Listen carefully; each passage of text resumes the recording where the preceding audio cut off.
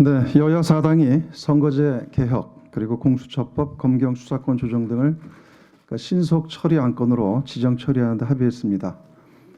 자유한국당 역시 반대를 위한 반대에만 골몰할 것이 아니라 보다 책임 있는 자세로 법안 논의에 적극적으로 임해야 할 것입니다. 추경 예산안이 내일 국무회의를 거쳐서 25일 목요일에 국회에 제출될 예정입니다. 당정은 미세먼지 등 국민 안전과 선제적 경기 대응을 통한 민생경제 지원에 중점을 두고 2019년도 추경 예산안을 마련했습니다.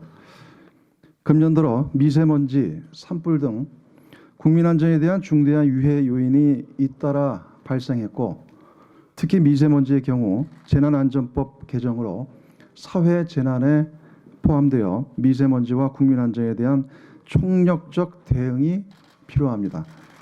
이에 따라 이번 추경에는 미세먼지 대책과 함께 강원 산불과 포항 지진 피해에 대한 긴급 지원 예산과 노후 SOC 안전 등이 포함되었습니다.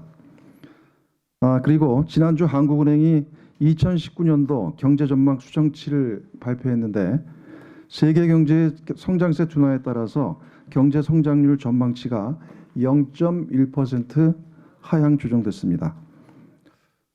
이에 따라 IMF 등 세계 경제 기구들도 한국 경제가 성장률 유지를 위해 재정에 적극적 역할이 필요하다는 적극적 권고를 하고 있습니다.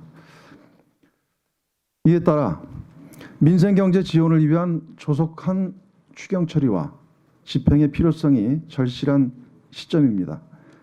2019년 추경 예산이 조기에 차질 없이 집행될 경우에 미세먼지 추가 저감 및 성장률의 제고 효과를 가져올 것으로 기대됩니다.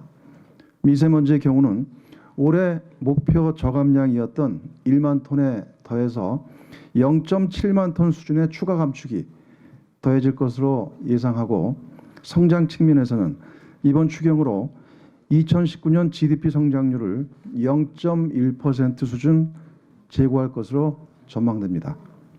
국민 안전과 경제 활력 그리고 민생 경제 안정을 위해 국회에서 일을 하라는 것이 국민의 명령입니다. 자유한국당은 국회 보이콧으로 민생 경제를 위기에 내모는 어리석은 도박을 중단하고 즉각 국회로 복귀해 줄 것을 강력히 촉구합니다. 특히 추경 처리를 위한 국회 일정을 조속히 여야가 합의해야 합니다. 25일 추경안이 국회에 제출한 이후에 추경 시정연설을 위한 본회의 일정이 곧바로 이루어질 수 있기를 자유한국당에 강력히 촉구하는 바입니다. 이상입니다.